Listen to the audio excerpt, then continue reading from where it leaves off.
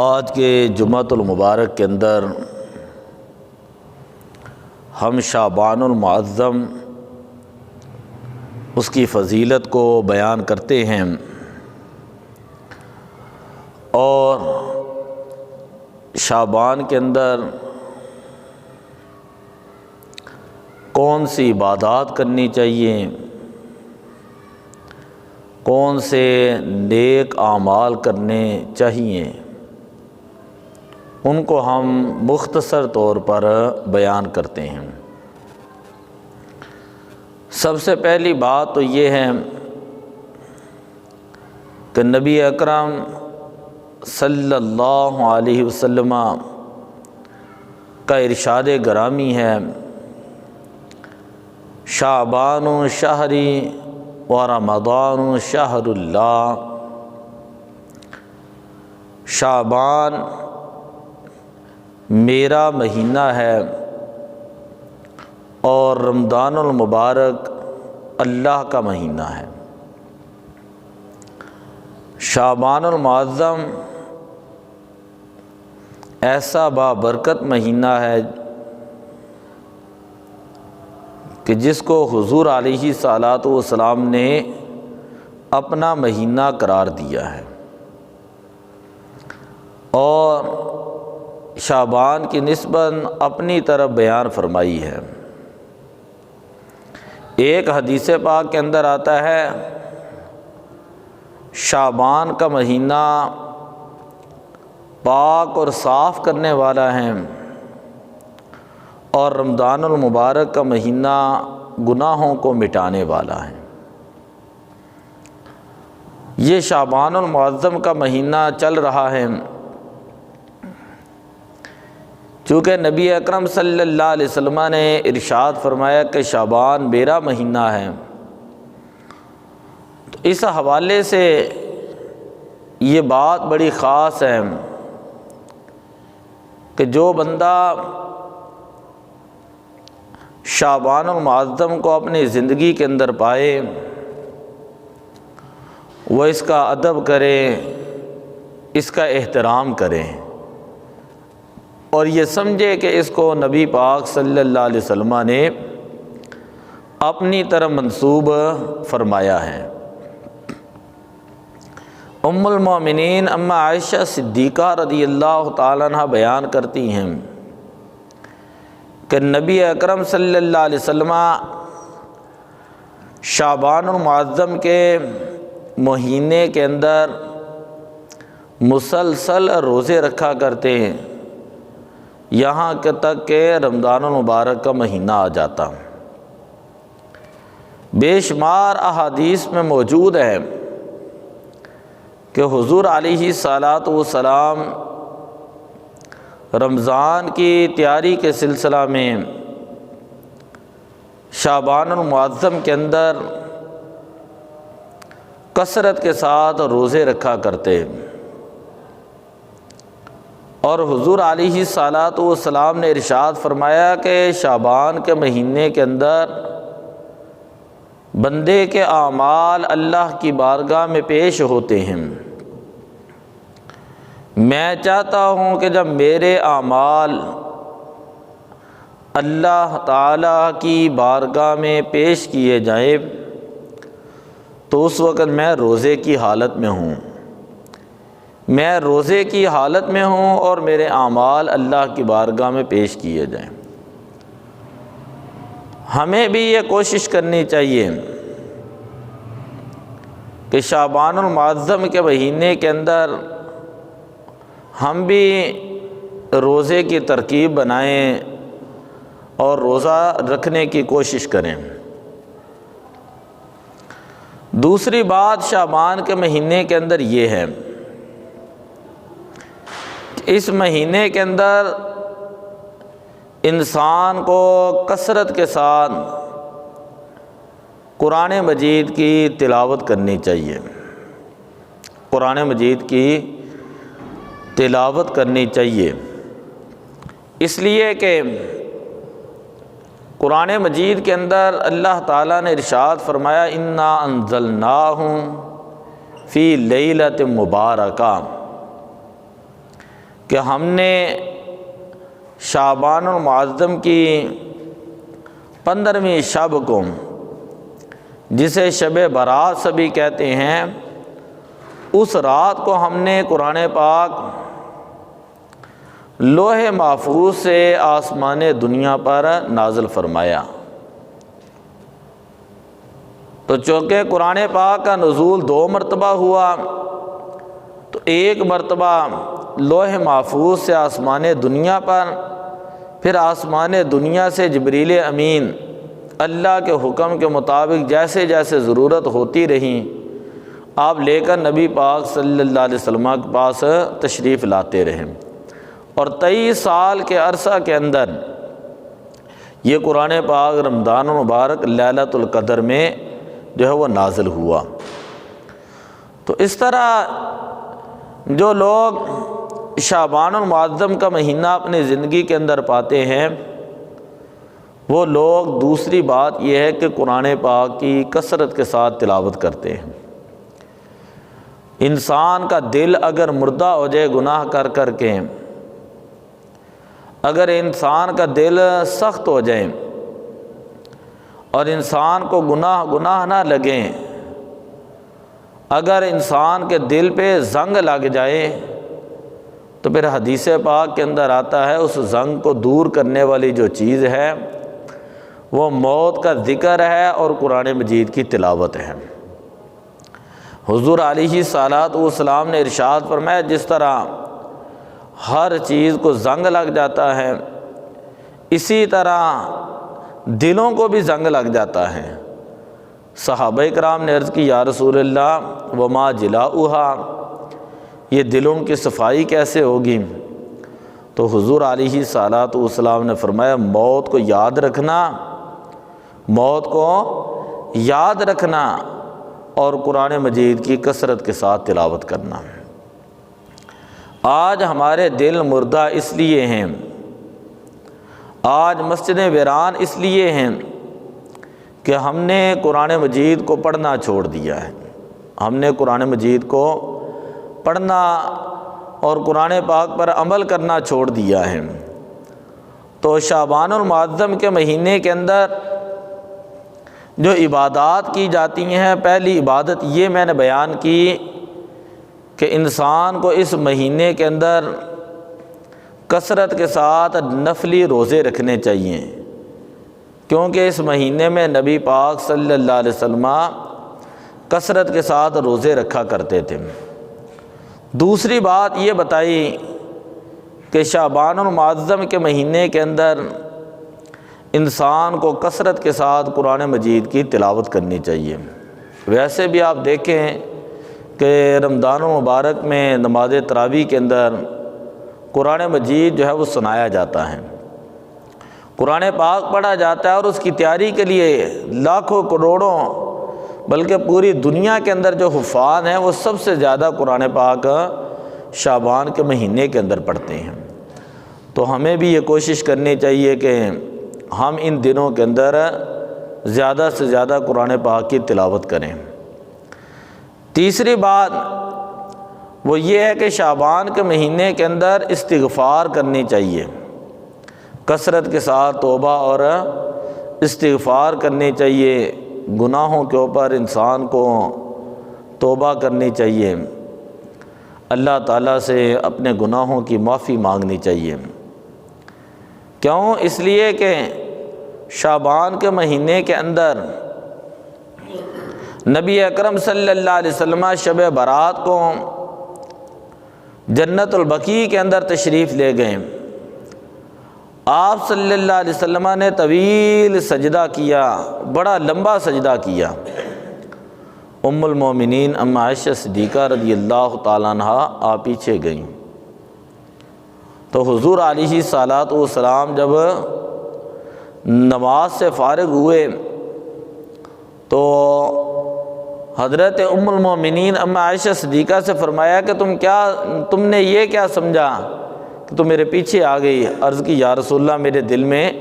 خدشہ پیدا ہوا تھا۔ تو حضور علیہ الصلوۃ والسلام سے عرض کیا، اللہ کے پیارے نبی آپ اتنا لمبا سجدہ کرتے ہیں تو حضور علیہ الصلوۃ والسلام نے ارشاد فرمایا کہ افلا اکون عبدا شکورا، کہ اے عائشہ کیا میں اللہ کا عبادت گزار بندہ نہ بنوں؟ نبی پاک صلی اللہ علیہ وسلم امام الانبیاء ہیں، امام الانبیاء، اور نبیوں کے بارے میں قاعدہ یہ ہوتا ہے اللہ کے نبی معصوم ہوتے ہیں، گناہوں سے پاک ہوتے ہیں، منزہ ہوتے ہیں، مبرہ ہوتے ہیں، لیکن یہ اتنی لمبی عبادات، اتنے لمبے سجدے، آپ سیرت کی کتابیں پڑھ کر دیکھیں، آپ حیران ہوں گے کہ 2 رکعات کے اندر سورہ بقرہ، سورہ آل عمران، سورہ مائدہ اور سورہ نساء کی تلاوت فرما رہے ہیں 2 رکعات کے اندر۔ ہمارے ہاں تو ہم تو بڑی جلدی کے ساتھ نمازیں پڑھتے ہیں، تو یہ سارا کچھ کیا تھا؟ تعلیم امت کے لیے۔ اگر اللہ کے پیارے نبی، نبیوں کے امام، وہ اگر شعبان کے اندر اور پھر شب برات ہیں، برات والی رات کے اندر اگر حضور علیہ السلام اتنی لمبی عبادت کر سکتے ہیں، تو پھر ہمارا بھی حق یہ بنتا ہے کہ ہم اس رات کو بھی اللہ تعالیٰ کی کثرت کے ساتھ عبادت کریں۔ تو 3 چیزیں ابھی تک میں نے بیان کی۔ پہلی بات تو یہ کی کہ شعبان المعظم کی جو عبادات ہیں ان کے اندر علماء کہتے ہیں کہ نبی پاک صلی اللہ علیہ وسلم کی سنت مبارکہ ہے کثرت کے ساتھ نفلی روزے رکھنا، کہ حضور علیہ السلام اس مہینے کے اندر کثرت کے ساتھ نفلی روزے رکھا کرتے تھے۔ دوسری بات میں نے یہ بیان کی کہ شعبان المعظم کے اندر قرآن مجید جو ہے یہ نازل ہوا ہے۔ شب برات کو لوح محفوظ سے آسمان دنیا پر ایک ہی مرتبہ اللہ کے حکم سے قرآن مجید کا نزول ہے، اور پھر لوح محفوظ سے آہستہ آہستہ 23 سال کے عرصہ میں جو قرآن پاک نبی پاک پہ نازل ہوا وہ لیلۃ القدر رمضان شریف کی 27 تاریخ کو قرآن مجید جو ہے وہ مکمل ہوا تھا۔ تو اس طرح قرآن پاک 2 مرتبہ نازل ہوا، جو ایک مرتبہ پہلی مرتبہ نازل ہوا وہ نازل ہوا ہے شعبان المعظم میں، اسی برکت والے مہینے کے اندر، کیونکہ اللہ تعالیٰ کا قرآن یہ کہتا ہے انا انزلناہ فی لیلۃ مبارکہ، کہ ہم نے اس قرآن کو برکت والی رات کے اندر اتارا ہے، اور جب وہ رات آئے گی تو پھر ہم وہاں پر اس کی فضیلت بھی بیان کریں گے کہ جس رات جو ہے انسانوں کے اعمال اللہ کی بارگاہ میں پیش کیے جاتے ہیں، اور جس رات کو بچٹ والی رات کہا جاتا ہے کہ اللہ تعالیٰ سارے سال کے معاملات فرشتوں کے سپرد کر دیتا ہے، کہ جس کی جو ذمہ داری ہوتی ہے وہ اللہ تعالیٰ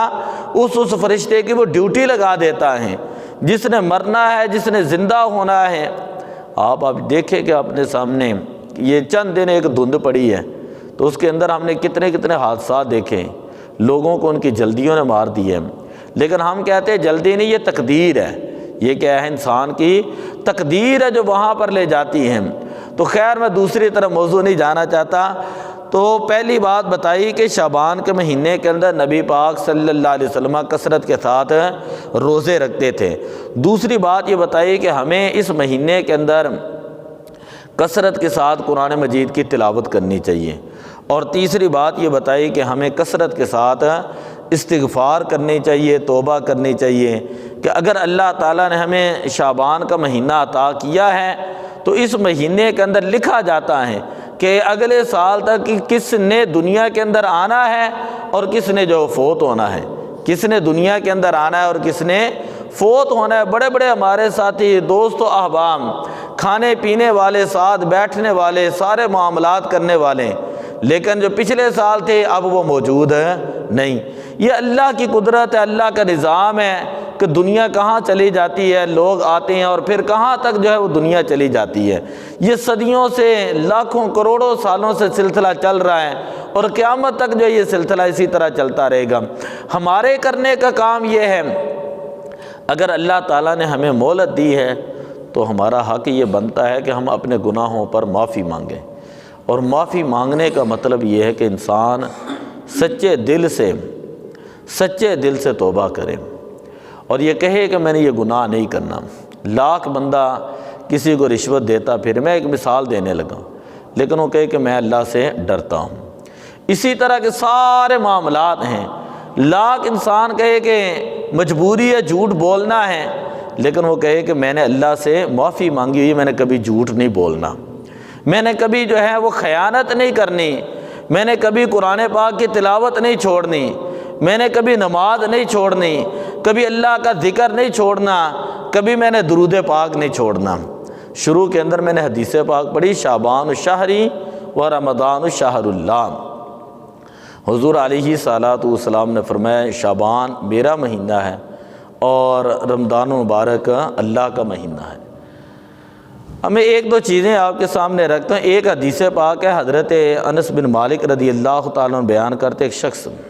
حضور علیہ السلام کی بارگاہ میں آیا، عرض کرنے لگا یا رسول اللہ متی الساعہ، قیامت کب آئے گی؟ حضور علیہ الصلوۃ والسلام نے ارشاد فرمایا تھا ما اعددت لہا، کہ تو نے قیامت کے لیے تیاری کتنی کی ہے؟ قیامت کا سوال کر رہے ہو، قیامت کے لیے کیا تیار کیا ہے؟ بڑی مشہور یہ روایت ہے۔ تو عرض کی کہ ما اعددت لہا من کثرت صلاۃ و زکوٰۃ و صیام، کچھ زیادہ نمازیں نہیں پڑھیں، زیادہ روزے نہیں رکھے، زیادہ صدقات و خیرات نہیں کیے۔ تو آپ نے فرمایا پھر سوال کیوں کر رہے، تیاری کیا کی ہیں؟ عرض کی انی احب اللہ و رسولہ، میں اللہ اور اس کے رسول سے محبت کرتا ہوں، اللہ اور اس کے رسول سے محبت کرتا ہوں۔ تو پھر نبی پاک صلی اللہ علیہ وسلم نے فرمایا المرء، انسان قیامت والے دن اس کے ساتھ ہوگا جس کے ساتھ وہ محبت کرتا ہے۔ اب اس حدیث کو بیان کرنے کے بعد علماء یہ کہتے ہیں کہ اس کا مطلب یہ نہیں کہ انسان نمازیں ہی چھوڑ دیں، ہیں رمضان کے روزے ہی چھوڑ دیں، ہیں ظلم و ستم قتل و غارت شروع کر دیں، ایسی بات بھی نہیں ہے۔ لیکن جب نبی پاک صلی اللہ علیہ وسلم سے محبت ہے تو محبت کا تقاضا ہی یہ ہوتا ہے کہ انسان اپنے محبوب کی بات کے اوپر عمل کرے، کہ حضور علیہ السلام نے جو جو چیزیں کہی ہیں ان کے اوپر عمل بھی کر کے دکھائے۔ پھر اسی طرح ایک حدیث پاک آتی ہے، حدیث پاک کے اندر آتے ایک شخص حاضر ہوا حضور کی بارگاہ میں، عرض کرنے لگا یا رسول اللہ میں کتنی دیر آپ کے اوپر درود پڑھا کروں؟ حضور علیہ الصلوۃ والسلام نے فرمایا جتنا ہو سکے وہ اتنا بہتر ہے۔ وہ شخص اگلی دفعہ آیا تو عرض کرنے لگے یا رسول اللہ میں نے اپنے وقت کے 4 حصے کیے ہیں، ایک حصہ مکمل آپ کے اوپر درود شریف پڑھتا ہوں اور باقی حصے کے اندر میں باقی وظیفے وغیرہ باقی معاملات کرتا ہوں۔ تو یا رسول اللہ ٹھیک ہے، یہ بہتر ہے۔ حضور علیہ السلام نے فرمایا بہتر ہے، اگر تو زیادہ کر دے تو اور بہتر ہے۔ پھر اس نے آدھا حصہ جو وہ درود شریف پڑھنا شروع کر دیا اور باقی جو وقت تھا وہ 2 وقت جو ہے وہ باقی وظیفے وغیرہ کرتا۔ پھر وہ حاضر ہوا، عرض کی یا رسول اللہ اب میں آدھا وقت درود پاک پڑھتا ہوں اور آدھا وقت جو ہے وہ باقی کو وظیفہ کرتا ہوں، تو کیا یہ بہتر ہے؟ نبی اکرم صلی اللہ علیہ وسلم نے فرمایا کہ ہاں بہتر ہے، اگر تو زیادہ کر دے تو یہ زیادہ بہتر ہے، اگر تو زیادہ دیر درود شریف پڑھے تو تیرے لیے یہ زیادہ بہتر ہے۔ اب اس نے اپنے پورے وقت میں سے جو 4 حصے کیے تھے، پہلا دوسرا تیسرا، 3 حصے جو ہے وہ صحابی جو ہے وہ درود پڑھنے لگے اور ایک حصہ رکھ دیا باقی وظیفوں کے لیے۔ پھر وہ کسی موقع پر آئے، عرض کی یا رسول اللہ 3 حصے وقت کے درود پاک پڑھتا ہوں، ایک وقت کا حصہ باقی وظیفے کرتا ہوں، یا رسول اللہ بہتر ہے؟ حضور علیہ السلام نے فرمایا بہتر ہے، لیکن اگر زیادہ کر دے تو تیرے لیے اور بہتر ہے۔ پھر عرض کی یا رسول اللہ میں زیادہ تر کثرت کے ساتھ آپ کے اوپر درود پاک پڑھا کروں گا۔ تو سامعین محترم، جب ہم یہ کہتے ہیں، حدیث پاک پڑھتے ہیں اور بیان کرتے ہیں کہ نبی اکرم صلی اللہ علیہ وسلم نے فرمایا شعبان شہری و رمضان شہر اللہ، کہ نبی پاک صلی اللہ علیہ وسلم نے فرمایا شعبان میرا مہینہ ہے، شعبان نبی پاک کا مہینہ ہے۔ تو جب یہ نبی پاک کا مہینہ ہے تو اس مہینے کے اندر اگر ہمیں نبی پاک صلی اللہ علیہ وسلم سے محبت ہے تو قاعدہ یہ من احب شیئا اکثر ذکرہ ہوں، جو جس سے محبت کرتا ہے اس کا کثرت کے ساتھ ذکر کرتا ہے۔ تو ہمیں کثرت کے ساتھ اس مہینے کے اندر نبی پاک صلی اللہ علیہ وسلم پر درود و سلام پڑھنا چاہیے، ہمیں کثرت کے ساتھ نبی پاک کے اوپر درود شریف پڑھنا چاہیے۔ اب ایک حدیث صرف سناتا ہوں، پھر اس کے بعد دیکھتے ہیں۔ حدیث پاک یہ ہے کہ نبی اکرم صلی اللہ علیہ وسلم نے ارشاد فرمایا، جو بندہ ایک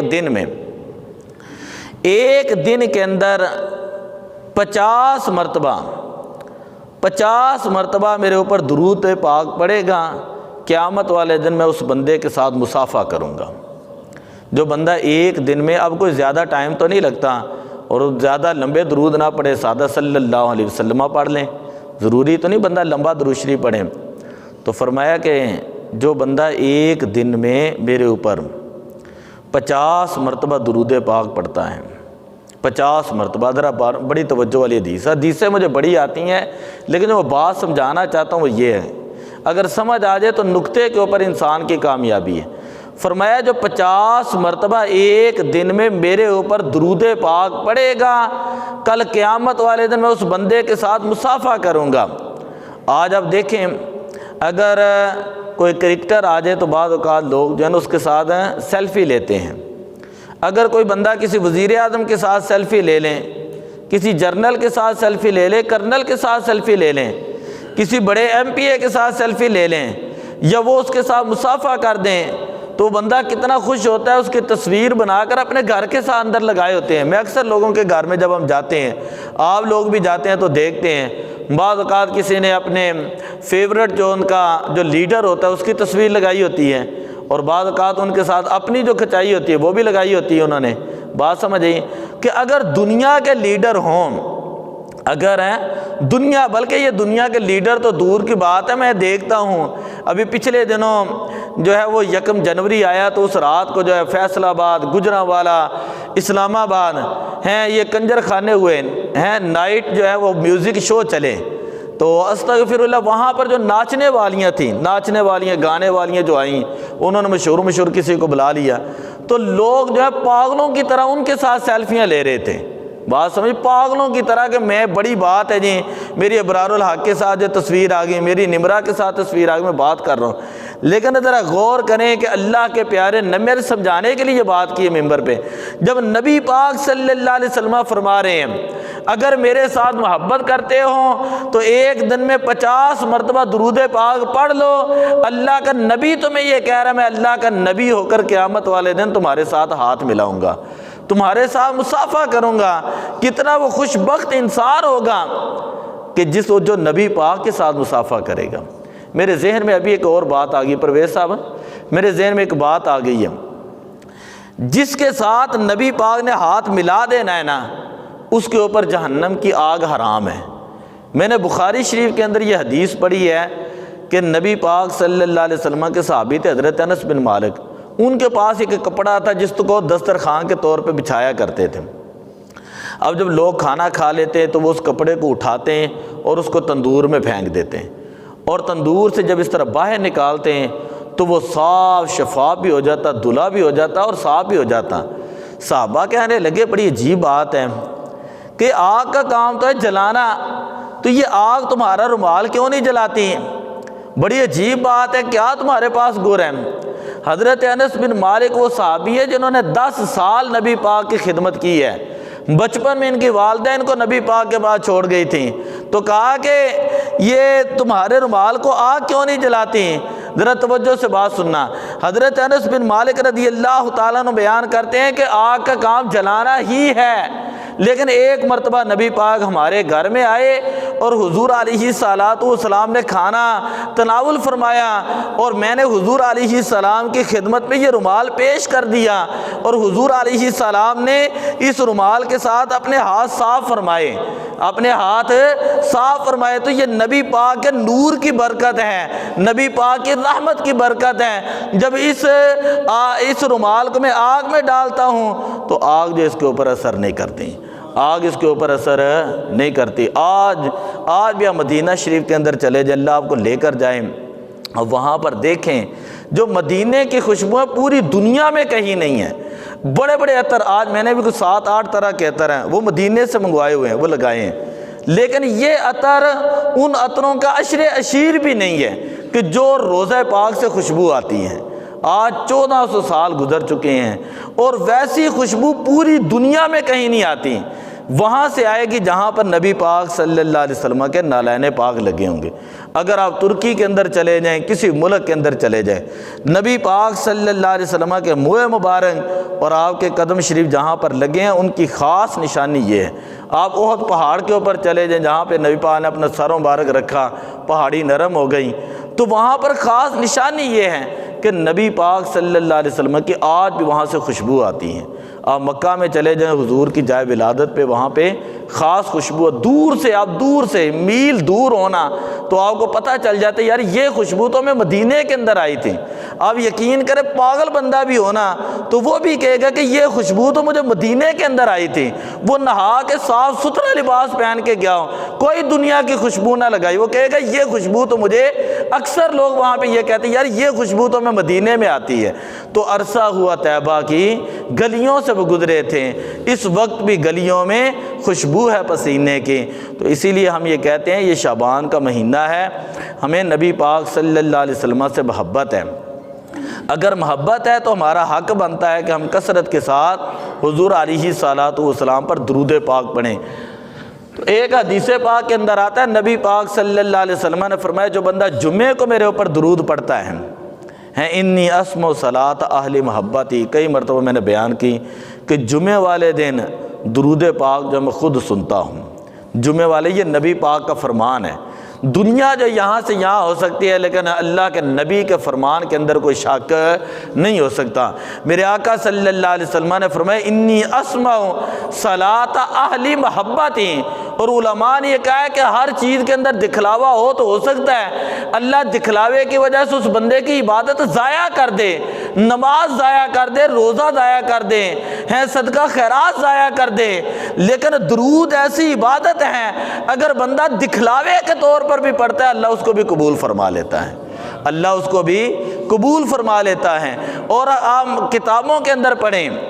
حدیث پاک کے اندر آتا ہے جب بندہ دعا سے پہلے اور دعا کے بعد